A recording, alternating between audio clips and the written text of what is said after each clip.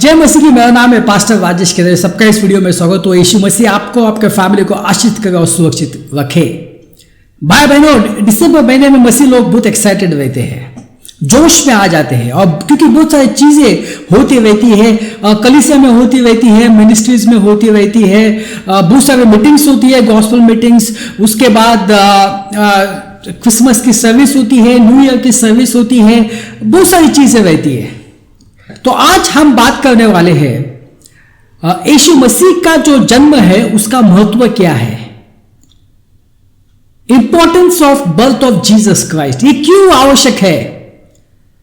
क्योंकि बहुत सारे मसीहों को इसका मतलब मालूम नहीं होता है, क्यों यीशु मसीह आए, इसकी वजह क्या है। क्योंकि मैं भी बचपन में जो है, जब मैं मनाता था तो मुझे कुछ मालूम नहीं था। क्योंकि हम लोग जो होते हैं, हम लोग जो क्रिसमस की जो संस्कृति है, जो कि चली आ रही है, उसका हम जश्न मनाते हैं। जैसे कि सैंटा क्लॉस हुआ, जैसे कि क्रिसमस ट्री हुआ और बाकी की चीजें। हमारा ध्यान जो होता है वो यीशु मसीह के ऊपर नहीं होता है, और इसलिए हमें मालूम नहीं पड़ता है कि यीशु मसीह क्यों आए। हमको लगता है कि जैसे हम पैदा हुए वैसे यीशु मसीह पैदा हुए। भाई बहनों, ये हमें मालूम होना चाहिए यीशु मसीह इस धरती पे क्यों आए, उसकी वजह क्या थी। और दूसरी बात जो है, जैसे कि हम जब पैदा होते हैं तो उसके बाद हमारा अस्तित्व शुरू हो जाता है। जब हम माता के पेट में होते हैं, उसके पहले हमारा अस्तित्व नहीं होता है, उसके बाद शुरू हो जाता है। मगर वैसे यीशु मसीह का नहीं है। यीशु मसीह जो है, उनका मानवीय जन्म से पहले उनका अस्तित्व था। वो अनंत काल से है, क्योंकि यशायाह 9:6 पढ़ो आप। वो अनंत काल के पिता है, वो पहले से ही थे। और जिस समय इस धरती को बनाया जा रहा था, यीशु मसीह थे वहां पे। और जब यीशु मसीह इस धरती पर आए तो यीशु मसीह ने जो फारसी लोग थे उनको क्या कहा कि मैं अब्राहम से पहले हूं। अभी अब्राहम जो है, अब्राहम का अस्तित्व यीशु मसीह आने से पहले 2000 साल पहले था, मगर यीशु मसीह ने कहा मैं उससे पहले हूं। क्योंकि यीशु मसीह अनंत काल से है, यीशु मसीह खुदा है, यह आपको मालूम होने चाहिए। जैसे हम पैदा हुए वैसे यीशु मसीह पैदा नहीं हुए। अभी हम देखेंगे कि यीशु मसीह धरती पे आने से पहले उनका अस्तित्व था या नहीं, वो हम देखेंगे। आदि में वचन था और वचन परमेश्वर के साथ था और वचन परमेश्वर था। क्या लिखा है यहां पे? आदि में वचन था और वचन परमेश्वर के साथ था और वचन परमेश्वर था। तो अभी ये वचन कौन है? और यदि आप उसी अध्याय की 14 वचन को पढ़ेंगे तो क्या लिखा है? और वचन देहधारी हुआ और अनुग्रह और सच्चाई से परिपूर्ण होकर हमारे बीच में डेरा किया, और हमने उसकी ऐसी महिमा देखी जैसे पिता के एकलौते की महिमा। तो भाइयों बहनों, यहां पे क्या लिखा है? वचन परमेश्वर के साथ था, वचन परमेश्वर था।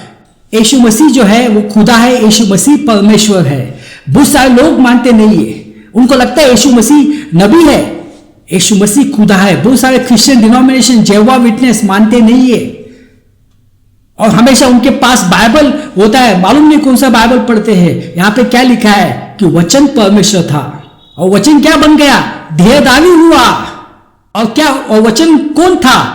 वचन यीशु मसीह था। क्या लिखा है? वचन देहधारी हुआ। भाइयों बहनों, इससे हमें पता चलता है कि यीशु मसीह का जो अस्तित्व है वो पहले से था, धरती पे आने से पहले ही था।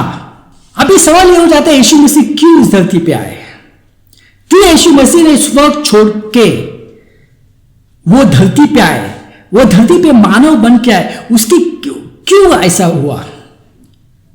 देखो भाइयों बहनों, जब परमेश्वर ने दुनिया बनाई, सब कुछ आज हम देखते हैं परमेश्वर ने बनाया है।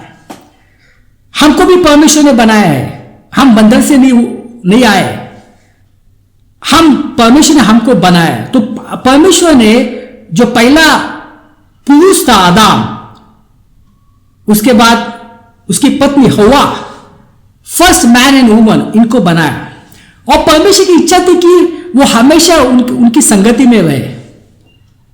परमेश्वर की इच्छा है मनुष्य जो है वो हमेशा उनकी संगति में रहे, उनसे उनसे उनसे बातें करे, तो यह परमेश्वर की इच्छा थी। मगर क्या हुआ, आइए हम पढ़ते हैं उत्पत्ति 2:16-17। यहोवा परमेश्वर ने मनुष्य को आज्ञा दी, तुम बगीचे के किसी भी पेड़ से फल खा सकते हो, लेकिन तुम अच्छे और बुरे की जानकारी देने वाले पेड़ की फल नहीं खा सकते। यदि तुम उस पेड़ का फल खा लिया तो तुम मर जाओगे। अभी ये परमेश्वर ने आज्ञा दी थी। अभी देखते क्या हुआ, उत्पत्ति अध्याय 3:1-4। लेकिन सांप ने यानी शैतान ने स्त्री से कहा, तुम मरोगी नहीं। परमेश्वर जानता है कि यदि तुम लोग उस पेड़ से फल खाओगे तो अच्छे और बुरे के बारे में जान जाओगे और तब तुम परमेश्वर के समान हो जाओगे। तो यहां पे क्या हुआ, यहां पे परमेश्वर ने बताया कि आप कोई भी पेड़ के फल खा सकते हैं, क्योंकि उस वक्त कोई नहीं था, यही दो थे, सब कुछ उनका था, ये धरती उनकी थी, सब कुछ दिया था परमेश्वर ने उनको। उन्होंने कहा कि आप सब पेड़ के फल खा सकते हैं, मगर एक पेड़ है उसके फल मत खाना। और यहां पे लिखा है कि यदि तुम उस पेड़ को खा जाओगे तो तुम मर जाओगे।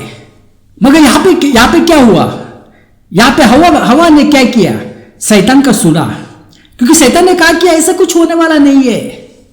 अगर तुम फल खाओगे तुम जो है तुम परमेश्वर जैसे बन जाओगे। तो अभी ये सोचने लगे, इसलिए परमेश्वर कहता होगा कि ये फल मत खाना, हम उनके जैसे बन जाएंगे, हम उनके जैसे शक्तिशाली बन जाएंगे, हम जो है कुछ भी कर सकते हैं, हमें उनके अधीन रहने की आवश्यकता नहीं है, हम अपने खुद के मालिक हैं, कुछ भी कर सकते हैं। और इसलिए हवा ने वो फल खाया और आदम को भी दिया। भाई बहनों, वैसा जिंदगी में चल रहा है। लोग परमेश्वर के अगुवाई में चलना नहीं चाहते, उसकी उपस्थिति में नहीं चलना चाहते।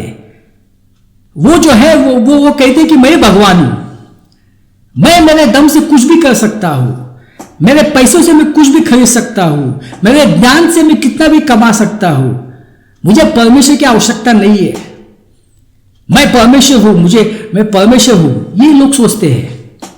तो इन्होंने वो फल खाया और जो परमेश्वर उनको बताया वो आज्ञा उसने तोड़ दी और पाप इस धरती पे आया।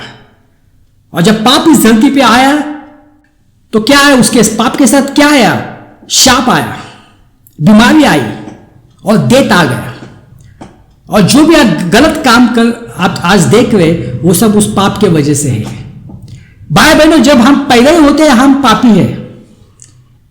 हम क्यों पाप करते हैं, क्योंकि हम पापी हैं, हम पाप में पैदा हुए हैं।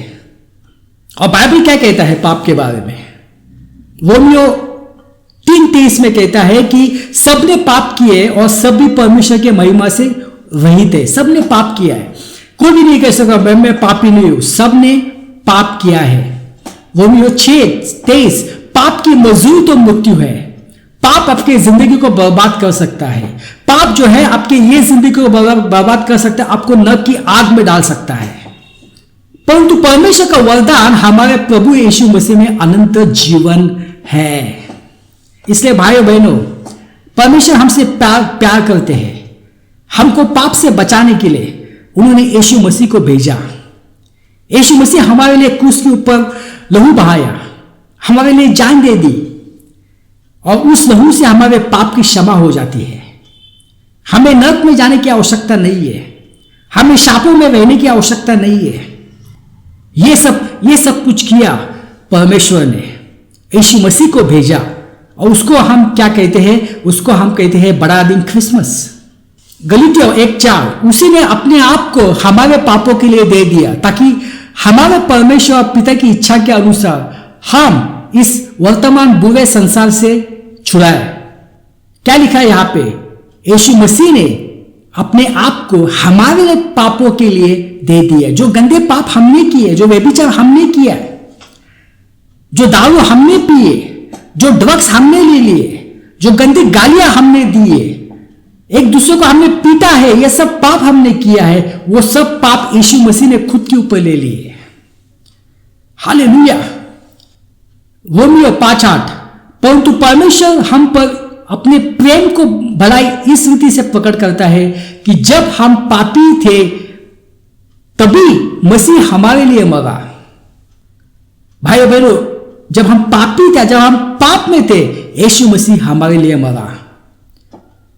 यीशु मसीह 2000 साल हुए, यीशु मसीह ने क्रूस के ऊपर बलिदान देके उसके बाद 3 दिन के बाद वो जी उठे, मगर वो लहू आज भी हमारे पाप क्षमा करता है। जब हम विश्वास करते हैं कि यीशु मसीह के लहू से हमारे पाप की क्षमा हो जाती है, आपकी पाप की क्षमा हो जाती है और आपको उद्धार मिल जाता है। तो भाई बहनों, यही जो है यीशु मसीह के जन्म का महत्व। हालेलुया। आइए हम प्रार्थना करते हैं। पिता परमेश्वर धन्यवाद देती है समय के लिए। यह सब प्रार्थना यीशु मसीह के नाम से करते, आमीन।